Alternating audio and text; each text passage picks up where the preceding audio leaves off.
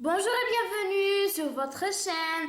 Aujourd'hui et dans cette vidéo, nous allons expliquer la page numéro 42. Notre leçon pour aujourd'hui, c'est le complément du nom. C'est une leçon de grammaire. مرحبا واهلا وسهلا بالجميع في فيديو اليوم سوف نقوم بشرح وحل الصفحة رقم 42 من الكتاب المدرسي لتلاميذ سنة أولى متوسط في مادة اللغة الفرنسية. J'observe le texte يعني ألاحظ النص. العنوان تاع النص هنايا عندي هنايا العنوان تاع النص Problème de l'obésité aux États-Unis d'Amérique. يعني في هذه الصفحة راح نطرقوا لدرس لو كومبليمون دو نون. لو كومبليمون دو نون هو مكمل الاسم وراح نتعرفوا فيما بعد لسبب علاه سماه هكذا. نروح نشوفوا النص تاعنا. النص يقول النص تاعنا Problème de l'obésité aux États-Unis d'Amérique. يعني مشاكل السمنة. l'obésité هي السمنة في الولايات المتحدة الأمريكية. États-Unis d'Amérique هي الولايات المتحدة الأمريكية. نبداو نقراو النص. نقراه أول خطرة، ثاني خطرة نقرأ ونشرح، وثالث خطرة نقرأ قراءة أخيرة.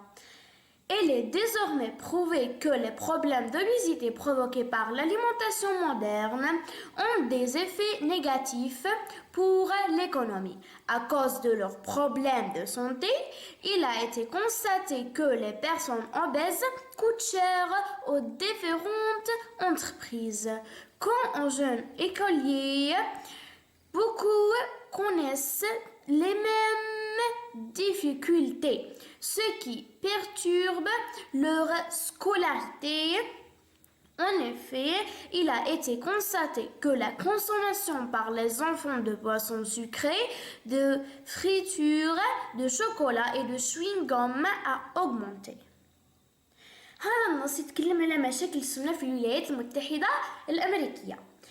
Il est désormais prouvé que les problèmes d'obésité provoqués par l'alimentation moderne ont des effets négatifs pour l'économie. يعني اكتشف أنه من أسباب البدانة l'obésité هي البدانة أو السمنة هي l'alimentation moderne. l'alimentation moderne يعني التغذية الحديثة. يعني كاين فرق بين التغذية، يعني كاين فرق بين الغذاء تاع بكري وكاين فرق بين الغذاء تاع بكري وبين الغذاء تاع درك. كيما دوك نلاحظوا كاين الفاست فود اللي هي تمثل في اللي هي تمثل في الهامبرغر، تمثل في الفخيت، لي فريت تمثل في الأكل، يعني التغذية الغير صحية أو الحديثة التي لها أضرار سلبية على الاقتصاد. l'économie هو الاقتصاد. à cause de leurs problèmes de santé بسبب مشاكلهم الصحية il a été constaté que les personnes obèses coûtent cher aux différentes entreprises. سجل أن الأشخاص المصابون بداء السمنة أو الأشخاص اللي عندهم السمنة أعباؤهم تؤثر على اقتصاد الدولة. Quand un jeune écolier كذلك المتمدرسين الشباب والمتمدرسين الشباب beaucoup connaissent les mêmes difficultés. يعني الكثير منهم يعرفون مشاكل في الدراسة ce qui perturbe leur scolarité. عندنا en effet il a été constaté que la consommation par les enfants de boissons sucrées, de fritures, de chocolat et de chewing-gum a augmenté. يعني في الواقع أو وجدوا استهلاك الأطفال للمشروبات الغازية والمقليات اللي هما الفريتور أو الأطعمة المقلية، دو شوكولا يعني الشوكولاتة والعلكة شوينغون أوغمونت يعني النسبة لقاوها ارتفعت. نعود نقراو النص المرة الأخيرة. إلي أولا لو تيتر Problème de l'obésité aux États-Unis d'Amérique. Il est désormais prouvé que les problèmes d'obésité provoqués par l'alimentation moderne ont des effets négatifs sur l'économie. À cause de leurs problèmes de santé, il a été constaté que les personnes obèses coûtent cher aux différentes entreprises. Quand aux jeunes écoliers, beaucoup connaissent les mêmes difficultés, ce qui perturbe leur scolarité. En effet, il a été constaté que la consommation par les enfants de boissons sucrées, de fritures, de chocolat et de chewing-gum a augmenté. J'analyse le texte. J'analyse le texte. D'après le texte من النص عطانا مجموعة من الأسئلة كتقول هنا من النص quelles sont les conséquences liées au problème d'obésité يعني شو من النتائج أو شو من الأسباب نتاع l'obésité يعني على واش تأثر. أولا الإجابة راح تكون عندنا أولا تأثر على أو تخلينا نمرضو يعني دي بروبليم دو سونتي بروبليم دي سونتي يعني مشاكل صحية ممكن حتى يعني الناس اللي مرض بالسمنة فيهم احتمالية أو عندهم احتمالية كبيرة أنه يصابوا أمراض مثل انغلاق الشرايين مثل أمراض كثيرة. عندنا أيضا إيفي نيجاتيف سور ليكونومي وأيضا يؤثر سلبا على الاقتصاد اقتصاد الأفراد يعني المال تاعهم ولا اقتصاد الدولة أيضا. هذه الإجابة تاع السؤال الأول. أما عندنا السؤال الثاني quels sont les aliments qui favorisent l'obésité يعني وش هما الأكلات أو الماكلة اللي تحفز السمنة. احنا عندنا في النص عندنا تقريبا زوج إجابات. هو واش قال لي هنا قاعد يقول لي l'alimentation moderne يعني التغذية الحديثة يعني عامة. أما إذا بغينا نديروهم بالواحد يعني ما نديروش عامة نعطيهم بالتحديد. عندنا واش قال هنا لي بواسون سكري هما المشروبات الغازية أو المشروبات المحلات لي فريتور هما المقليات أو الأطعمة المقلية لو شوكولا يعني شوكولاتة إي لو شوينغام هو العلكة. هذا إذا بغينا نحددو.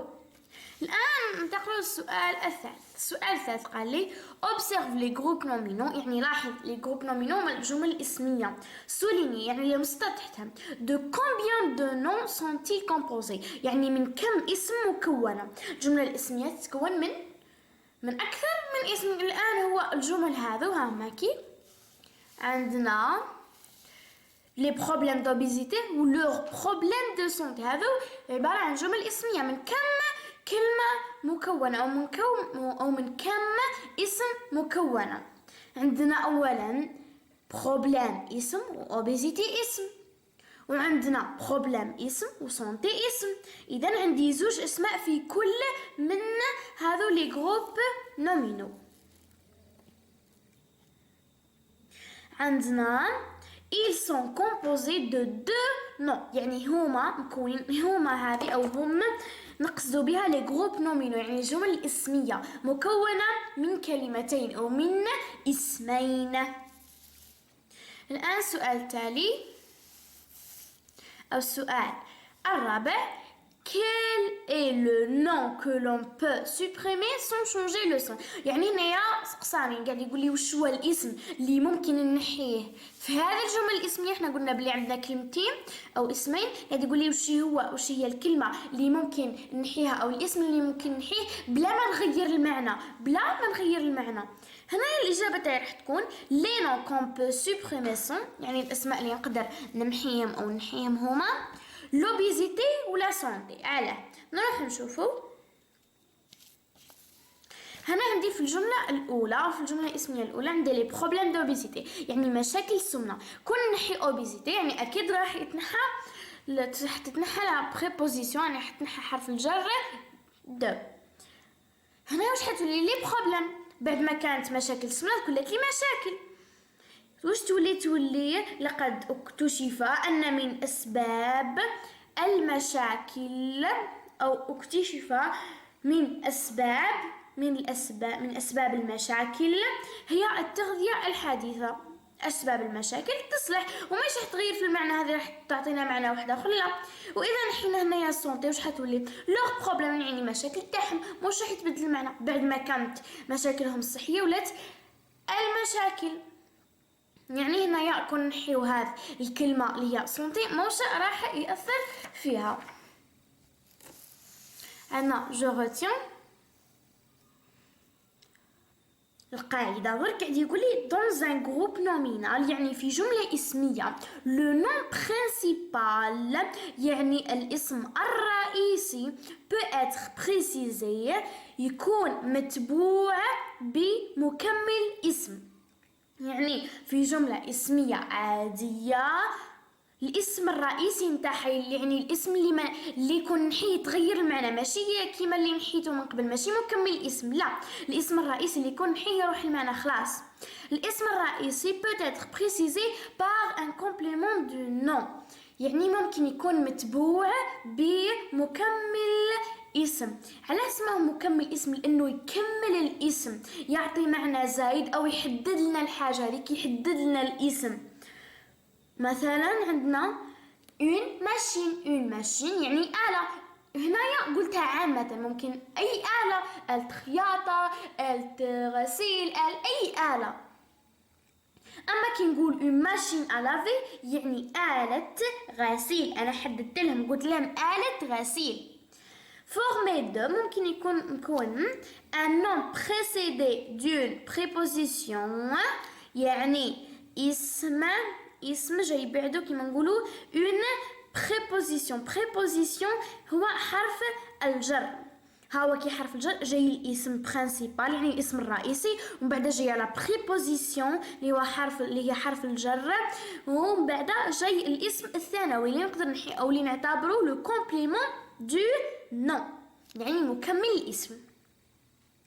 Un groupe nominal précédé d'une préposition يعني un groupe nominal اللي هو كيما نقولوا جملة اسمية متبوعة كيما نقولوا حرف جر يعني وراها حرف جر عادي. un bonbon à la menthe يعني حلوى بالنعناع. وعندنا un verbe à l'infinitif précédé d'une préposition أو فعل يعني متبوع préposition يعني حرف جر كيما نقولوا ان aliment à consommer يعني غذاء للاستهلاك. لي بريبوزيسيون اللي هما حروف الجر ممكن تكون ممكن تكون de en pour son هذا كامل يصلحوا. عندنا le complément du nom est toujours placé après le nom qu'il complète يعني مكمل الاسم ديما يجي بعد الاسم الرئيسي لو نون برينسيبال ولا بعد الاسم اللي يكملوا. عندي هنايا اكزامبل لور بروبليم دو سونتي يعني مشاكلهم الصحيه هنايا جات بعد مشاكلهم، جات بعد الكلمه الرئيسيه او جات بعد الاسم الرئيسي اللي هو لور بروبليم. جو مونترين يعني اتدرب. souligner le complément du nom يعني سطر تحت مكمل اسم، و entouré يعني دائرة حول الاسم الذي يسبقه يعني الاسم يجي قبله. عندنا le raisin est un fruit à pépins معناها العنب فاكهة فيها بذور. اولا راح نحوسوا على لو كومبليمون دو نون. لو كومبليمون دو نون هو كيما نقولوا مكمل الاسم، مكمل الاسم. نروحوا مكمل الاسم ديما يكون قبله واش يكون قبله، يكون قبله توجور يكون قبله اون بريبوزيسيون يكون قبله حرف جر. معناها مثلا هنايا عندي حرف جر هذا هو لو كومبليمون دو نون. اذا هو قال لي سوليني نسطر تحت لو كومبليمون دو نون يعني مكمل الاسم. خليني نسطر تحت مكمل الاسم والاسم اللي قبله، الاسم اللي قبله واش نديرو، ندير عليه دائره. اذا هو فخوي يعني فاكهه فيها بذور، هذا فيها بذور هي مكمل الاسم. لو نزعتو يستولي لو غيزون ايتا فخوي يعني العنب فاكهه. جملة منطقية، جملة صحيحة، صحيحة أو لا؟ صحيحة. عندي هنايا durant la fête de l'Aïd j'ai rendu visite aux parents de mon ami. لاحظوا هنايا نروحوا واش عندي أولا de l'Aïd، عندي de l'Aïd يعني العيد. إذا نسطر تحتها قبلها اون بريبوزيسيون، قبلها حرف جر نسطر تحتها. وشو الاسم اللي قبلها؟ الاسم اللي قبلها هو فيت. نقدر ثاني نقول لي فيت، لي فيت دو العيد يعني حفلات العيد. J'ai rendu visite aux parents de mon ami. هنايا نلاحظوا بلي عندنا زوج مكملي اسم، عندي دو العيد وعندي ايضا واش نلاحظ هنا عندي دو مون امي، اذا نسطر تحتها ايضا دو مون امي. والاسم اللي قبلها هو parents يعني الاباء او والدي، دو مون أم يعني والدي صديقي. Notre machine à laver est économique. يعني كيما نقولوا الماشينة نتاعنا أو كيما نقولوا آلة الغسيل أو آلة الغسيل الخاصة بنا économique. هنايا واش عندي لافي. لافي هو فعل à l'infinitif يعني هو فعل في المصدر، راهو مصدر وقبلو اون بريبوزيسيون يعني قبلو حرف جر. نروح دوكا سطر تحت لو كومبليمون دو نون، نروح واش ندير هنايا ندور على الاسم اللي قبلو. الان ce pain de campagne est délicieux يعني خبز الريفي هذا لذيذ او خبز الريفي لذيذ. نروح هنايا عندنا دو كومباني، الاسم اللي قبلو بريبوزيسيون كيما هنايا دو كومبانيا هو مكمل اسم. عندنا هنا سو بان ولا نقدروا نقولوا بان دو كومبانيا. نقدروا نقولوا سو بان دو كومباني اي ديليسيو يعني خبز الريفي لذيذ، ولا نقدروا نقولوا سو بان اي ديليسيو. سو بان اي ديليسيو نحيو المكمل الاسم واش تولي هذا الخبز لذيذ. Mon père m'a offert un blouson en cuir يعني الاب نتاعي اعطاني ان بلوزون يعني كيما نقولوا بلوزه اون كوير بالجلد. نلاحظوا هنايا اون كوير هي لو كومبليمون دو نون، هي لو كومبليمون دو نون. وعندنا بلوزون هي الاسم اللي قبله. ايضا هذا التمرين الثاني قال لي complète les groupes nominaux avec les compléments du nom suivant. اعطاني مجموعه من مكملات الاسم، اعطاني جمل وطلب مني انه نحط كل مكمل اسم في مكانه المناسب. عندي هنايا on terre à souder aux amandes de géographie et de toilette. عندنا ما mère a offert à notre voisine des gâteaux يعني الأم نتاعي عطات لا voisine نتاعنا يعني الجارة تاعنا des gâteaux يعني des gâteaux كيما نقولوا حلويات des gâteaux aux amandes كيما نقولوا باللوز.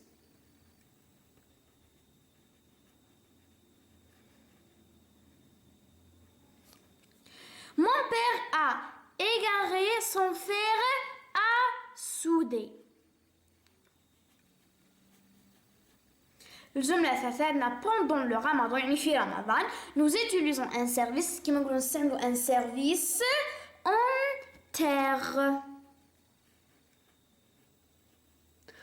Lorsque je voyage يعني عندما أسافر ماتروس يعني كما نقولوا ماتروس يعني مقلمة ma trousse de toilette كيما نقول la trousse de toilette.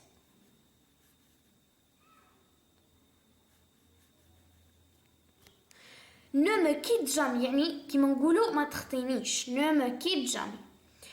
regarde une carte de l'Afrique يعني regarde انظر إنها كيما نقولوا une carte بطاقة أفريقيا de l'Afrique أفريقيا dans ton livre في كتاب الجغرافيا de géographie.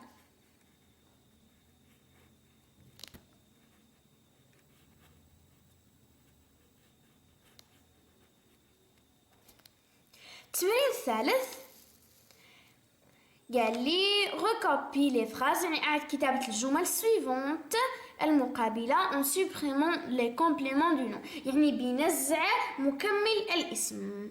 هنا واش حنديرو حننزعو مكمل الاسم. واش عندنا les fruits de saison sont délicieux. يعني فواكه كيما نقولوا de saison نتاع الفصول sont délicieux. Les fruits de saison هنايا de saison هي le complément de non هي مكمل اسم نحوات ولي les fruits sont délicieux يعني الفواكه لذيذة. Cet homme obèse suit un régime sans sel يعني هذا الراجل سمان إذا بغى يدير ان ريجيم كيما نقولوا ان ريجيم كيما نقولوا ريجيم sans sel يعني بدون ملح. sans sel هو le complément de non إذا مش نقولوا cet homme obèse suit un régime. Ce blouson en cuir coûte cher يعني هذه البلوزة en cuir يعني بالجلد coûte cher يعني غالية الثمن.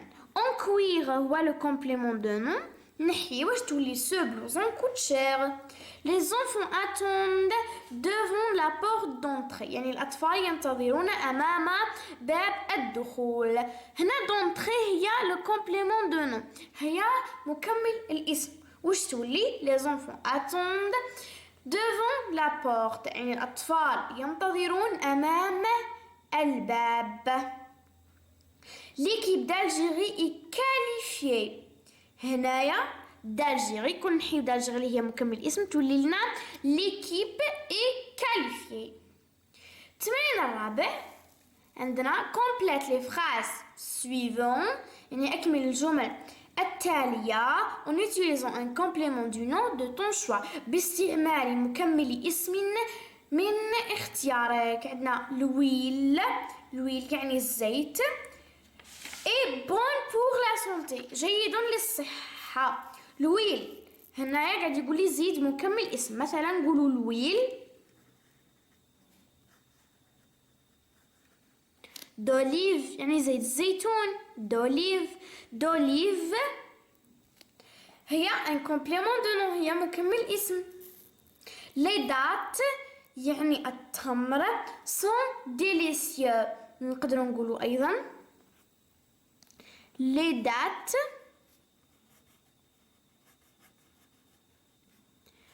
de غرداية يعني كيما نقولوا تمر غرداية sont délicieux يعني لذيذ.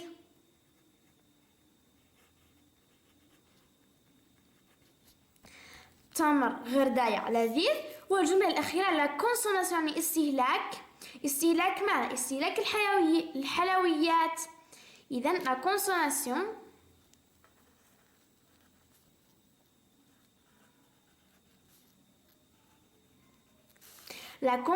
يعني استهلاك دي بونبون يعني استهلاك الحلويات يعني استهلاك الحلويات دي بونبون. La consommation des bonbons يعني استهلاك الحلويات est déconseillé par les médecins غير منصوح به من قبل الأطباء.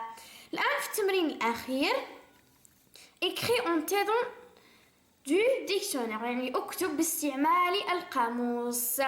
عندنا construit une phrase personnelle يعني construit يعني كما نقولوا ابني أو اكتب جملة كما نقولوا بيرسونال معناها شخصية لكن هنا ايش معناها من جهدك يعني من عندك.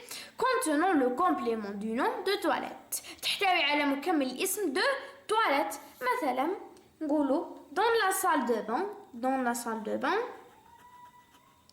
la salle de bain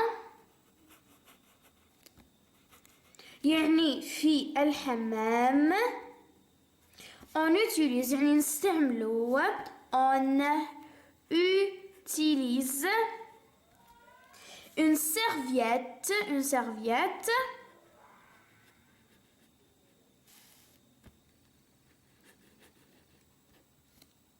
de toilette.